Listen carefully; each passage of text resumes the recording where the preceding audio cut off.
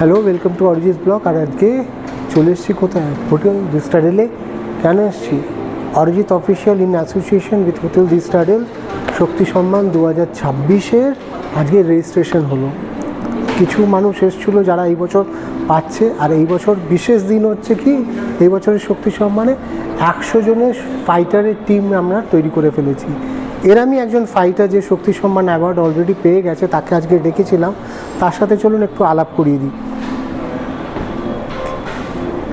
কি খবর তোমার? ভালো ভালো, বসে বসে। ভালো আছেন? হ্যাঁ, তোমার নাম বলো একটু। আমার নাম সুনীল সাউ। সুনীল সাউ, ঠিক আছে, নাম সুনীল সাউ।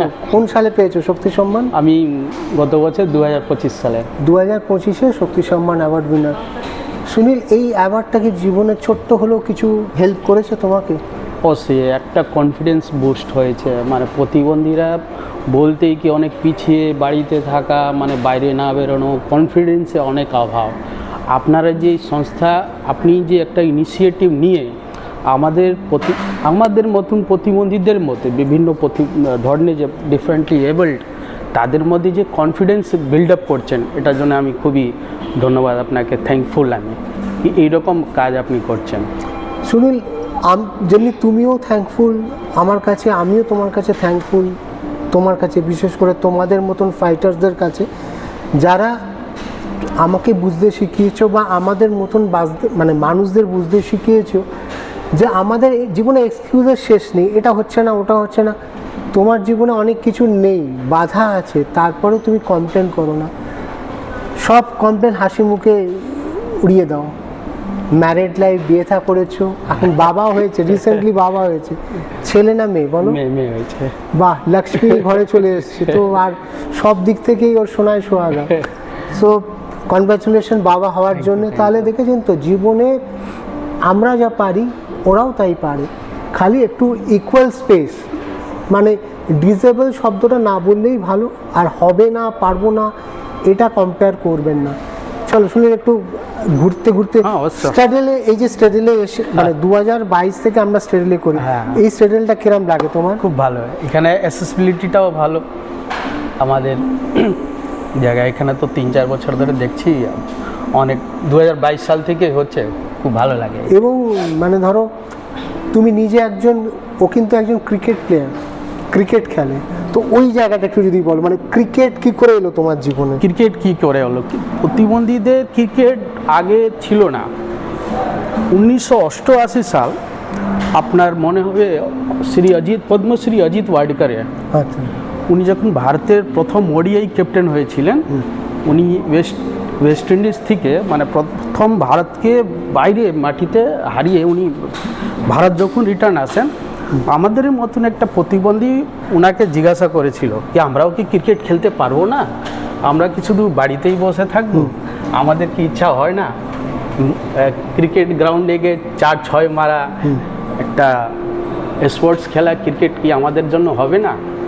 তখন উনি প্রতিবন্ধীদের জন্য এই ক্রিকেট সংস্থা তৈরি করেছিলেন অল ইন্ডিয়া বেসিস। আচ্ছা, সেটাই ওয়েস্ট বেঙ্গল থেকে আমরা, ওয়েস্ট বেঙ্গল দিব্যাঙ্গ ক্রিকেট অ্যাসোসিয়েশন থেকে আমরা এখান থেকে খেলি। আমি নিজে 10-12 বছর ধরে এই টিমের সঙ্গে যুক্ত হয়েছি কলেজ লাইফ থেকে। তারপর থেকে আমরা অনেক জায়গা বাইরে স্টেটেও গিয়ে চ্যাম্পিয়ন হয়ে এসেছি, 3-4বার ন্যাশনাল চ্যাম্পিয়ন হয়েছি। তার গতবারে আপনার এতে কোটা রাজস্থানে গিয়ে চ্যাম্পিয়ন হয়েছে। তোমাদের ট্রেনিং দেওয়া বা এই প্রশিক্ষণ, এগুলো কেউ গাইড করে তোমাদেরকে? এইরকম বিশেষভাবে ট্রেনিং দেওয়া, প্রশিক্ষণ কিছু সেরকম নেই। প্রফেশনাল ক্রিকেটারদের ওদের ব্যাপারটা আলাদা, ওদের ফিজিও থাকে, কোচিং থাকে, কিন্তু আমাদের চ্যালেঞ্জেস অনেক। দেখুন, পায়ে কারোর ডিফেক্ট আছে, কারো হাতে ডিফেক্ট আছে, সো ক্যাচিং পজিশনটা ওর আলাদা হবে, আমার ফিল্ডিং পজিশন নর্মাল থেকে আমার আলাদা হবে। আমাদের ক্রিকেটটা একটা অন্য ধরনের, মানে ডিফারেন্ট ফ্রম নর্মাল ক্রিকেটার্সদের। ক্রিকেট কিন্তু দেখো, মেন হচ্ছে স্পিরিটটা তো ক্রিকেটে, মানে সেটা একটা ইন্ডিয়া হতে পারে, বেঙ্গল হতে পারে, তোমাদের হতে পারে, একটা টিম স্পিরিট, ওগুলো সব সেম আছে।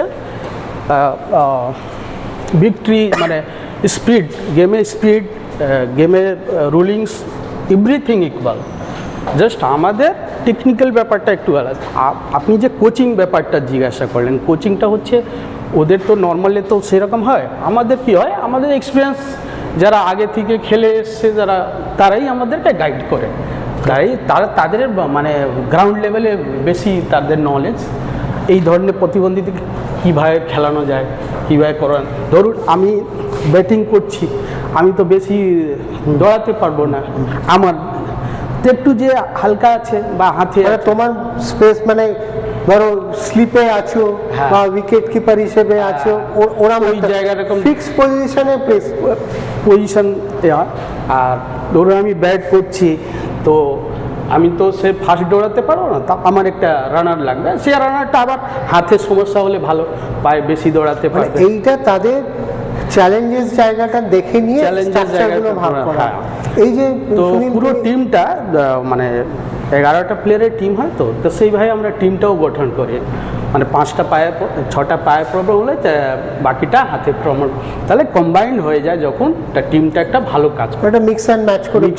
হয়। এই যে সুনীল, তুমি যখনই ক্রিকেট খেলো, মাঠে নামছো, মনটা কতটা রিফ্রেশ করে তোমার? মনটা ভালো রিফ্রেশ করে আমাদের, মানে ক্রিকেট খেলতে গেলে স্পোর্টস, যে কোনো স্পোর্টসেই হোক, আমাদের অনেক রিফ্রেশমেন্ট হয়, আমাদের কনফিডেন্স বিল্ড আপ করে, আমরাও পারি, উই ক্যান, আমরা জিতছি একটা ম্যাচে, একটা থাকছি, একটা আলাদা মানে জগতে থাকি, তখন সেই মোমেন্টটাই মানে ডিফারেন্ট। এবং এই আজকে ধরো তুমি বিয়ে করেছো, তোমার কি অ্যারেঞ্জ ম্যারেজ না লাভ ম্যারেজ? এটা লাভ কাম অ্যারেঞ্জ বলতে পারেন। Love marriage? তুমি তো ক্রিকেট খেলে মানে 6-4 মেরেই যাচ্ছ, তো কি করে হয়েছিল এটা? একটা রিলেটিভ একটা ম্যারেজতে গেছিলাম, তখনই মানে দেখা হয়েছিল। তাহলে ভাবো, কারোর চোখে তোমার এটা কোনো চ্যালেঞ্জই নয়, ভালোবাসার, প্রেম, মনের মিলন, এইগুলোর ক্ষেত্রে চ্যালেঞ্জেসটা খালি একটা মানে ইস্যু, তাই তো আমার মনে হয় যেটা। তো ধরো আজকে তুমি প্রেম করেছো, লাভ ম্যারেজ, বিয়ে হয়েছে, একটা মেয়ে হয়েছে, এই জীবন, এই লাইফটা কেমন লাগছে শুনি? খুব ভালো, এটা তো এক্সপিরিয়েন্স, একটা ফাদারহুড যে এক্সপিরিয়েন্সটা খুবই ভালো, এনজয় প্যাটার্নিটি হুড, যে মানে একটা বাচ্চা আসার, তারকে দেখভাল করা, কেয়ার করা, হ্যাঁ আসি, খুবই একটা ডিফারেন্ট ফিলিংস আর কি, স্পেশাল ফিলিং হয়। তো এই যে জার্নিটা জীবনে, তোমার বয়স এখন কত? এখন 35 বছর। 35 তুমি এমনি কোনো জব করো? আমি এখন পোস্টাল ডিপার্টমেন্টে আছি। পোস্টালে আছো, তো এখন তুমি একটা হ্যাপি ফ্যামিলির, বলতে পারো একটা হ্যাপি ফ্যামিলির মধ্যে আছো। তোমার মতন ধরো যারা এই সেম ক্রাইসিসে পড়ে আছে, পারছে না, ভাবছে আমরা আর করতে পারলাম না, লাইফটা শেষ হয়ে গেল, ব্লগটা শেষ করব, তাদের উদ্দেশ্যে কি মেসেজ দেবে? আমি এটাই বলবো, হতাশ হবেন না, এখন অনেক রকম অর্গানাইজেশন এসছে আমাদের পাশে দাঁড়ানোর জন্য, আপনারা কনফিডেন্স রাখুন, নিজে সেলফ কনফিডেন্স হচ্ছে সবথেকে বড় জিনিস, নিজে সেলফ কনফিডেন্সটা রাখতে হবে, যা কিছুই করবেন, স্পোর্টসে করুন, পড়াশোনাতে করুন, বা যে কোনো ফিল্ডে যান, সেলফ কনফিডেন্সটা রাখুন, সব ভালো হবে। আর একটা হচ্ছে, যারা আমাদেরকে এতটা বিশ্বাস করে 22 থেকে সাপোর্ট করে স্টেজে, হ্যাঁ, তাদের এই যে মহৎ কাজ, এই যে সৎ কাজটার সাথে তারা নিজেদের ব্র্যান্ডটাকে, নামটাকে দিয়েছে, এবং তারা আমার একটা ফ্যামিলির মতন, এক্সটেন্ডেড ফ্যামিলির মতন, মানে দেখছো তো আমার এখানে অ্যাক্সেসটা একদম নিজের মনে করি। এটা তো আমরা আগে ভাবতেই পারতাম না, এই হোটেল স্টাডের মতন জায়গা আমরা আসতে পারবো, এটা তো আগে ভাবতেই পারতাম না। আমি থ্যাংক ইউ, মানে অনেক অনেক থ্যাংক ইউ জানাই স্টাডেলকে, আপনাকে, কি ইনিশিয়েটিভ নিয়ে অন্তত এই জায়গা পর্যন্ত প্রতিবন্ধীদেরকে পৌঁছে দিয়েছেন, এই একটা প্ল্যাটফর্ম তৈরি করে দিয়েছেন, তারা একটা বিশ্বাস হবে আমরাও এই জায়গা পৌঁছাতে পারি। এবং এটা শুধু শেষ নয়, এটা একটা স্টার্টিং পয়েন্ট। আগামী দিনে আরও মানুষ আসবে, আরও স্টেডেলকে আমরা অনেক অনেক জায়গায়, অনেক দূরে পৌঁছে দেবো আমাদের এই কাজগুলোর মধ্যে দিয়ে। ছোট ছোট স্টেপ, সৎভাবে নিচ্ছি, অনেস্টলি নিচ্ছি, হার্ডওয়ার্ক করে নিচ্ছি। সবাই ভালো থাকবেন। আবার পরের ব্লগে আর একটা কন্টেন্টের সাথে আপনাদের সাথে দেখা হবে। সাবস্ক্রাইব করবেন অরিজিৎ ব্লগটা আর আমার মেন ইউটিউব চ্যানেলটা, অরিজিৎ অফিসিয়াল ইউটিউব চ্যানেলটা। সবাই ভালো থাকুন, সুস্থ থাকুন।